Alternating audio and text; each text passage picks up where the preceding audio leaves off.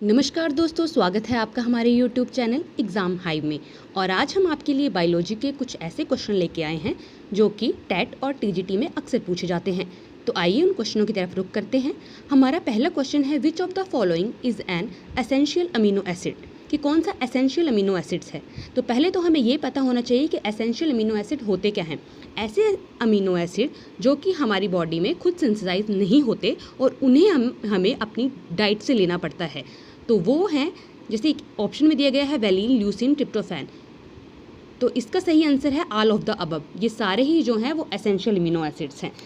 Question number 2, non essential amino acid, ऐसे amino acid जो कि हमारी बॉडी में खुद सिंथेसाइज होते हैं और उन्हें हमें डाइट से लेने की कोई ज़रूरत नहीं होती। तो इन ऑप्शनों में सही आंसर है arginine, option B is correct. Question number 3 पे आइए, which is the 21st amino acid, कि कौन सा इनमें से 21st अमीनो एसिड है। तो इसका सही आंसर रहेगा हमारे पास B, selenocysteine is the 21st amino acid in the genetic code. The amino acid contain selenium. Okay, तो इसका सही आंसर है सेलिनोसिस्टीन। क्वेश्चन नंबर 4 है, Ramachandran plot is use to confirm the structure of. तो ये यूज़ किया जाता है प्रोटीन के स्ट्रक्चर के लिए। तो इसका सही ऑप्शन रहेगा बी, प्रोटीन। क्वेश्चन नंबर 5 पे आइए, protein on reaction with which unit Ruhemann purple. Protein on reaction with which unit Ruhemann purple. तो इसका सही आंसर रहेगा हमारे पास ninhydrin. Protein on reaction with ninhydrin eat Ruhemann's purple which is deep blue to purple in colour. Okay, question number 6 पे आइए, name the most abundant protein in animal world. तो इसका सही आंसर रहेगा कोलेजन। क्वेश्चन नंबर 7 पे आइए, the least abundant chemical component in living organism. तो इसका सही ऑप्शन है बी, आयंस। क्वेश्चन नंबर 8 पे आइए, कनकनेवलिन ए इज। कनकनेवलिन ए क्या है। तो कनकनेवलिन ए जो है वो एक लैक्टिन है और एक कार्बोहाइड्रेटिंग बाइंडिंग प्रोटीन है। और ये क्या होता है, it is a T cell mitogen that can activate the immune system. तो इसका सही आंसर रहेगा बी, लैक्टिन।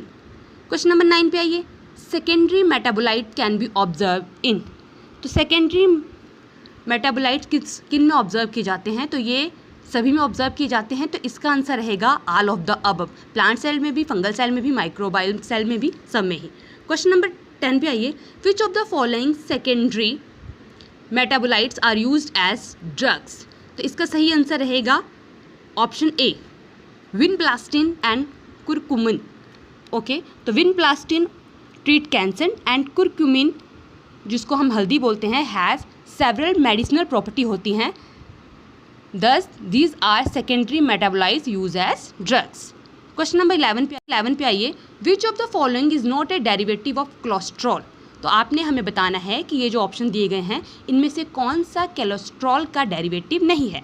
तो इसका सही ऑप्शन रहेगा हमारे पास विटामिन बी, क्योंकि विटामिन बी जो है is a not a derivative of cholesterol.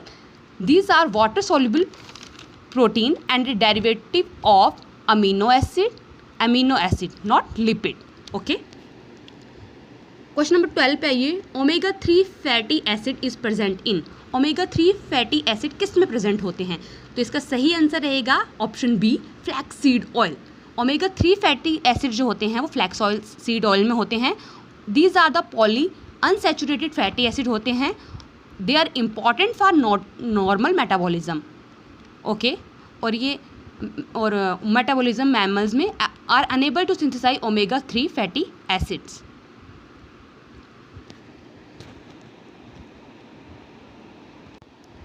Question number 13 पे आइए, which of the following are not polymeric. इनमें से कौन पॉलीमेरिक नहीं है। तो इसका सही आंसर रहेगा लिपिड।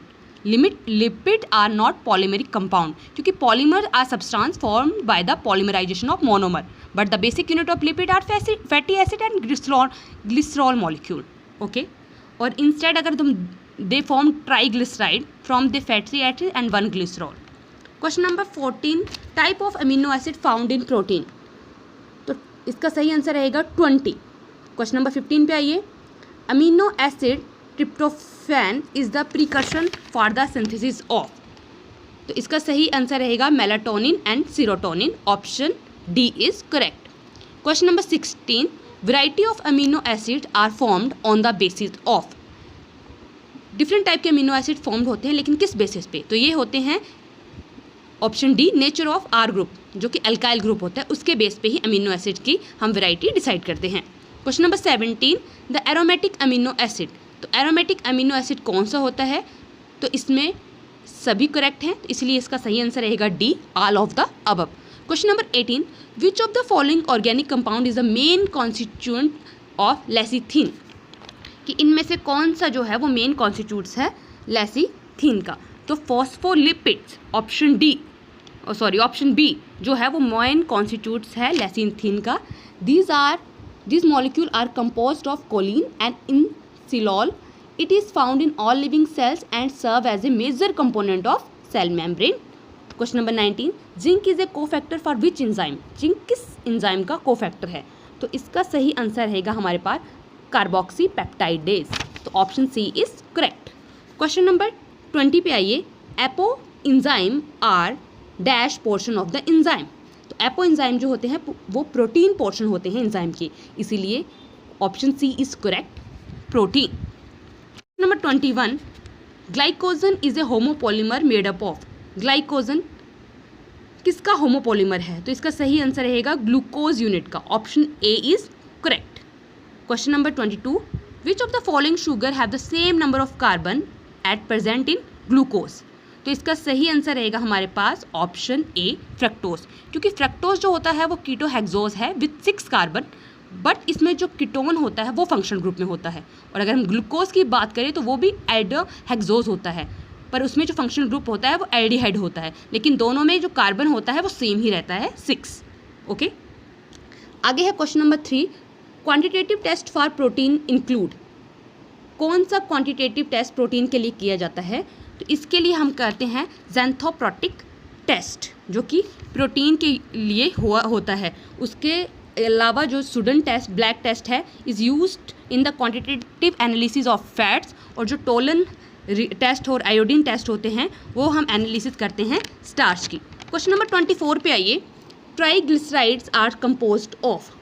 जो ट्राइग्लिसराइड्स होता है वो कंपोज्ड होता है, तो इसमें सभी ऑप्शन ठीक है, glycerol, ester bond, unsaturated fatty acid. तो इसका सही ऑप्शन है all of the above, option D is correct. Question number 25 पे आइए। Acid soluble compound formed by phosphorylation of nucleoside is called.